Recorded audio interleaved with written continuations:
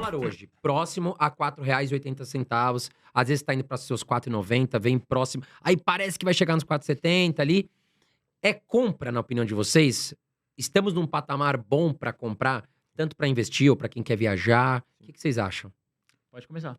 No caso, assim, em relação ao dólar, tá? Quando a gente ajusta o dólar pela inflação do Brasil e do real desde os anos 90, quando ele deixou de ser indexado pelo Banco Central, hoje ele está ajustado pela inflação. Então ele estaria no patamar justo, né? 4,90, 4,80 por aí. Então, em tese, sim, tá? Como padrão, eu digo que o dólar ele é a variável mais imprevisível que tem na economia, até mais do que ações, né? Porque ele tem muitas variáveis que impactam. A gente já vai poder falar disso, mas como ele tem uma dificuldade de previsão muito grande, né? O ideal é a pessoa ela ir aportando o tempo inteiro e ir respeitando muito mais o seu perfil e as alocações que ela tem para o perfil dela, do que teoricamente o dólar em si, né? Porque teoricamente a ação, cara ou barata a gente também encontra no Brasil ou nos Estados Unidos ou em outros países, né? O fato é que a moeda muitas vezes ela só vai ser um meio para isso e você consegue possibilidades muito boas também no exterior com dólar caro ou barato. Pra mim, assim, o dólar abaixo de R$ 5 no momento que a gente tá agora, é compra fortíssima, pesada, até porque a gente já viu historicamente o dólar é muito mais caro do que 5,40. Ao longo prazo, o dólar tende a sempre ficar mais caro, então eu acho que a gente tem que evitar esses curto prazo de: "Ai, tá 4,80, será que vai cair pra 4,60?".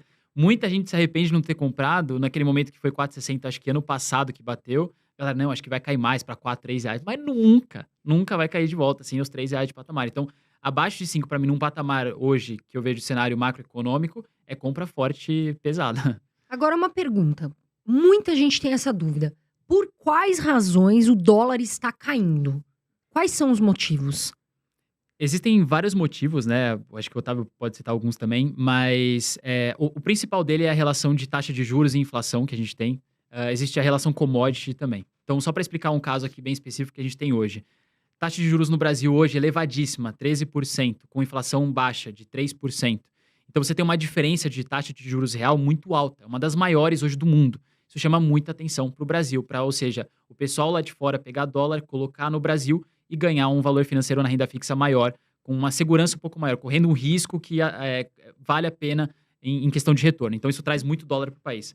O dólar, basicamente, ele sempre vai variar em questão de oferta e demanda. Então, se o Brasil conseguir chamar atenção com alguma coisa, que nem a taxa de juros, vai entrar mais dólar e o dólar cai. E aí tem várias outras questões, commodity, política, que podem entrar nessa relação. Um outro fator que também eu diria que é importante dizer é o seguinte, né? O dólar como um todo, na realidade, ele não mede só o interesse no real, né? Ele mede o interesse em proteção global, né? Ou seja, quando o dólar ele se valoriza no mundo, né, em relação às demais moedas e não só em relação ao real, significa que o mundo está procurando mais proteção de maneira geral. E o contrário, né? Quando tem mais crescimento no mundo, principalmente nos países emergentes, como nós observamos ali no período dos anos 2000 até 2012, né, que os países emergentes estavam crescendo muito, o dólar caiu em relação a várias moedas, não só o real, tá?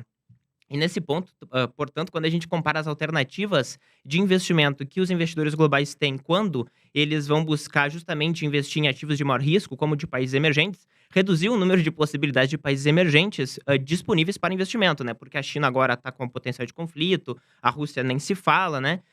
E o Brasil acaba sendo um dos portos seguros, né? Por incrível que pareça, né? Comparado aos demais. Então, isso daí também pode acabar atraindo capital. Fora a questão, conforme o Léo falou, de maior diferencial de juros, né?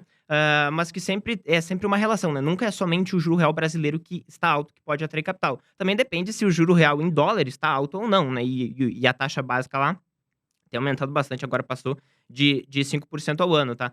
Então isso daí acaba também, enfim, abrindo o olho dos demais investidores. Mas como padrão, é uma questão de maior crescimento global ou não e também de diferencial de juros.